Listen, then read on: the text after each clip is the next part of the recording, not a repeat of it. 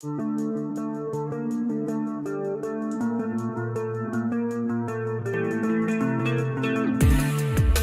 है आपका फिर से एक मजेदार फ्रेश वीडियो में, जहाँ पे आप देखोगे कुछ बेहतर अपने खुश जिंदगी के आमदीद लिए। एक बार फिर इस चैनल पर। आज की ये वीडियो आम वीडियो नहीं है। ये वीडियो खास तौर पर उन लोगों के लिए है जो पढ़ाई को कल से पर टालते रहते हैं। ये कहानी सिर्फ तलबा के लिए नहीं, बल्कि हर इस इंसान के लिए है जो किसी ना किसी इम्तिहान, किसी इंटरव्यू, आज जिंदगी के किसी बड़े मरहले की तैयारी कर रहा है। ये कहानी शायद आपको अपनी ही जिंदगी का अक्स दिखा दे, और हो सकता है ये कहानी आपको जिंदगी भर याद रहे। अगर आप इस चैनल पर नए हैं तो वीडियो को आखिर तक जरूर देखें। मैं हूँ शाहज़ाद और मुझे पूरा यकीन है कि कहानी खत्म होने के बाद आप चैनल को सब्सक्राइब जरूर करेंगे। ये कहानी है एलिया की। एलिया एक छोटे से शहर में अपने माँ बाप के साथ रहती थी।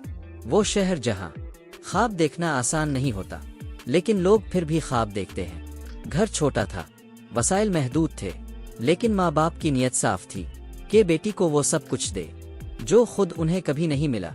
एलिया के वालिद एक प्राइवेट कंपनी के लकड़ी के कारखाने में काम करते थे। सुबह अंधेरे में घर से निकलते, शाम को थके हारे वापस आते। कभी कभी हाथों पर जख्म होते, कभी कपड़ों से पसीने की बो आती, लेकिन जबान पर कभी शिकायत नहीं होती थी। इसकी माँ आसपास के घरों में बर्तन धोती थी। किसी के घर झाड़ो, किसी के घर पोछा, किसी के घर बर्तन। बारिश हो आ शदीद गर्मी, वो रोज काम पर जाती थी, क्योंकि घर का चूल्हा इसी से जलता था। ये दोनों अपनी हर ख्वाहिश, अपनी हर खुशी बेटी के मुस्तकबिल पर कुर्बान कर रहे थे। एलिया अपने माँ बाप की बहुत लाडली थी। वो भी जानती थी कि इसके वालिदैन इससे कितनी उम्मीदें रखते हैं। एक दिन शाम के वक्त इसने हिम्मत करके कहा, मुझे डॉक्टर बनना है। ये सुनकर इसके वालिद चंद लम्हे खामोश रहे, फिर मुस्कुरा दिए। माँ की आंखों में आंसू आ गए, लेकिन वो आंसू खुशी के थे। उन्हें लगा कि अगर बेटी मेहनत करे तो एक दिन सफेद कोट पहने किसी बड़े अस्पताल में काम करेगी, और शायद फिर हमारी जिंदगी भी थोड़ी आसान हो जाएगी। एलिया पढ़ाई में कमजोर नहीं थी, वो समझदार थी, चीजें जल्दी याद कर लेती थी। लेकिन मसला ये था कि इसके पास डिसिप्लिन नहीं था। जब भी वो पढ़ने बैठती, मोबाइल फोन पास ही होता।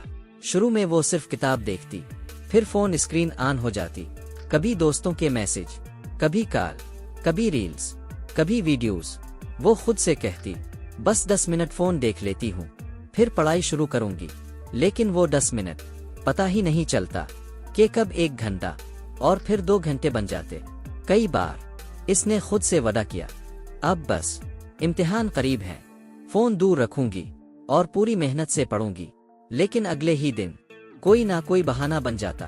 कभी टाइम टेबल देखने के नाम पर, कभी किसी का मैसेज आया, कभी बस एक वीडियो देखने के लिए। वक्त खामोशी से निकलता गया।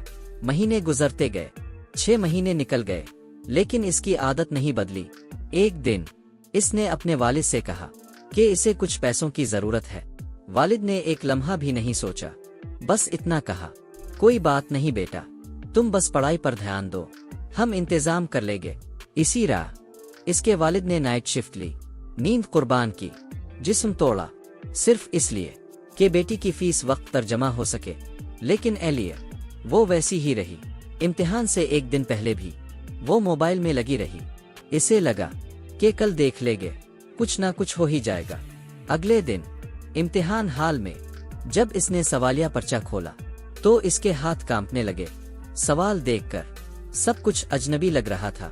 वो दीवारों को घूरने लगी, आंखें को देखने लगी, और दिल ही दिल में कहने लगी, काश मैंने पढ़ लिया होता, काश वक्त वापस आ जाता।